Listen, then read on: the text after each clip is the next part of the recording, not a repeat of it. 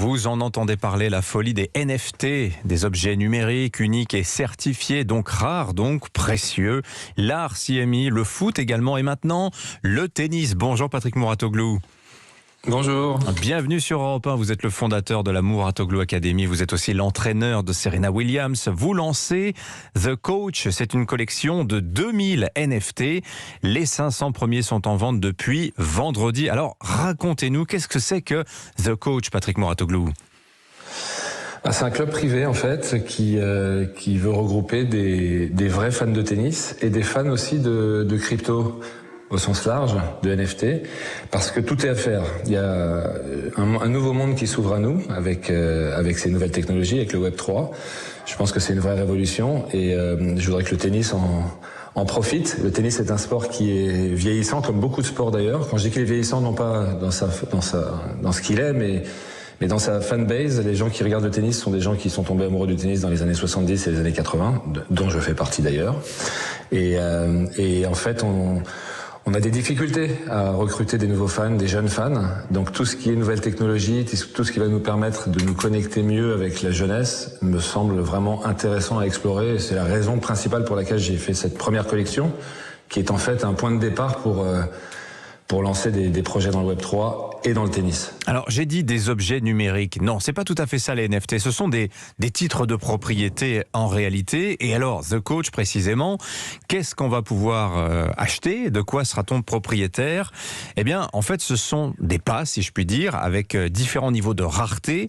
On va un peu s'en remettre au hasard d'ailleurs quand on va acheter vos NFT qui sont vendus $550 pièce. Alors précisément, à quoi les NFT que vous vendez, Patrick Mouratoglou, vont-ils donner droit ? Alors, contrairement à l'art qui en fait ne donne droit qu'à une image, je dis pas que c'est pas bien d'ailleurs, c'est de l'art, c'est le principe de l'art. Nous en fait on a souhaité y associer des expériences. Et en fait cette carte de membre permet de faire partie d'un groupe qui va vivre des expériences tennistiques ensemble.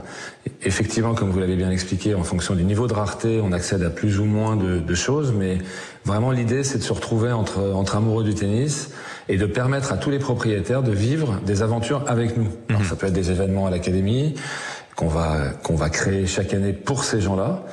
Des séances d'entraînement, des objets dédicacés de stars du tennis, tout un tas de choses auxquelles normalement ils n'ont pas accès. Et ça permet encore une fois de rassembler des gens autour d'une passion commune et de vivre des aventures ensemble. Alors vous dites il faut renouveler l'expérience des fans de tennis, attirer à nouveau des jeunes, mais il y a quand même une notion très importante dans cette collection que vous sortez, en édition limitée, je le rappelle, 2000 NFT, pas plus. Il y a une notion d'exclusivité. Vous pensez que par ce biais-là, vous allez soulever les foules d'une certaine manière, Patrick Mouratoglou ? Alors avec 2000 NFT, je vais sûrement pas soulever les foules.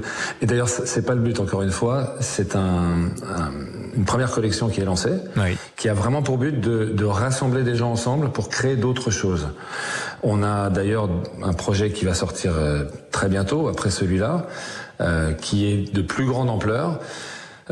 Qui va donc concerner beaucoup plus de gens, mais en tout cas le fait qu'il y ait un nombre limité de pièces, c'est le principe même des NFT. Oui. C'est à l'opposé justement de la crypto-monnaie qui est quasiment illimitée. Ce sont des pièces uniques. Donc l'idée c'est vraiment ça, c'est de lancer des nouveaux projets qui eux vont être à plus grande échelle et qui vont avoir des fonctions. Alors une des fonctions, comme vous l'avez dit, c'est de reconnecter les jeunes avec ce sport. Encore une fois, l'arrivée du digital a complètement transformé la manière dont les gens consomment, que ce soit le produit tennis en télé ou la pratique du tennis. On a vu plein de nouveaux sports émerger qui sont des dérivés du tennis, comme le paddle, le pickleball aux États-Unis, le beach tennis au Brésil. Donc il y a vraiment un changement de mode de consommation qui est pas lié au tennis, qui est lié de manière générale à une tendance globale. Donc on se doit, à mon avis, en tant que sport, de se renouveler, de comprendre les attentes du public et des fans et de leur proposer des produits qui vont les aider à se connecter. Donc on va utiliser justement ces outils-là.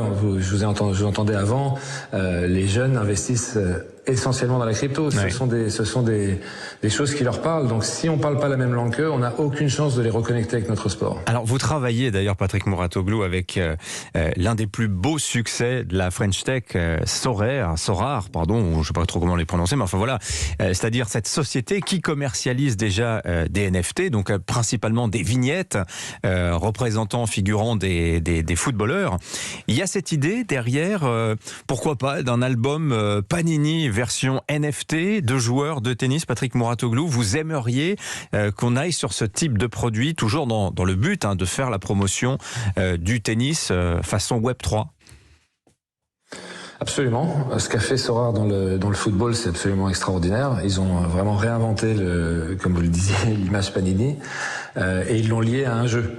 Donc les gens utilisent ces images Panini, en l'occurrence des NFT, pour jouer à des jeux, et c'est un succès absolument phénoménal qui reconnecte aussi les jeunes fans au foot. Et j'ai bien entendu l'ambition et l'envie avec Sorare de faire la même chose dans le tennis, parce qu'encore une fois, vous savez, quand les gens jouent à un jeu, en l'occurrence, d'ailleurs, ce n'est pas du tout du betting, ça n'a rien à voir avec du betting, c'est vraiment un jeu du pari, qui est lié à la réalité.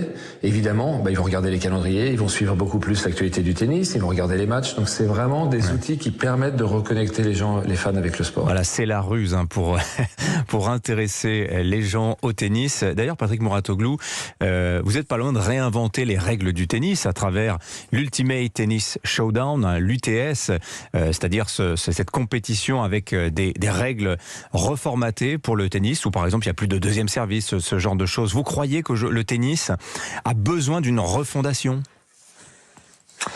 Alors je pense que le tennis, d'abord j'ai pas du tout l'intention de modifier le tennis. Le tennis c'est ce qu'il est, puis je pense même pas que j'en ai la capacité si je souhaitais, parce que le tennis a 1 milliard de fans à travers le monde et c'est un sport qui est un sport majeur. Simplement ces fans sont vieillissants, ils ont 61 ans de moyenne, ce qui est extrêmement âgé pour une fanbase, et en plus chaque année la fanbase vieillit, ce qui montre qu'en fait on ne recrute pas de nouveaux fans. Donc il était urgent à mon sens de proposer quelque chose d'autre.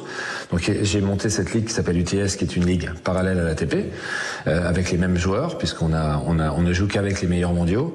Elle sera lancée comme une ligue tout au long de l'année à partir de 2023, et l'objectif c'est clairement de proposer un produit qui est basé sur le tennis évidemment, mais qui propose des différences telles que on pense que les jeunes générations vont s'y intéresser plus. Les matchs sont beaucoup plus courts, ils sont beaucoup plus intenses, beaucoup plus dynamiques. Il y a beaucoup plus de folie. Il y a plus de premiers services pour éviter les aces et les services gagnants, etc., etc. Donc l'idée, c'est vraiment de proposer une autre expérience du tennis et grâce à ça, d'aller chercher des fans plus jeunes. Donc on aura une ligue traditionnelle, l'ATP, la WTA, qui, elle, satisfait les fans historiques du tennis, et puis une ligue beaucoup plus moderne qui, elle, va aller chercher des jeunes. Merci Patrick Mouratoglou d'avoir été en ligne avec nous ce matin pour nous parler de The Coach, donc cette collection de NFT que vous avez commencé à commercialiser depuis vendredi. Bonne journée à vous, il est 6h50 sur Europe 1.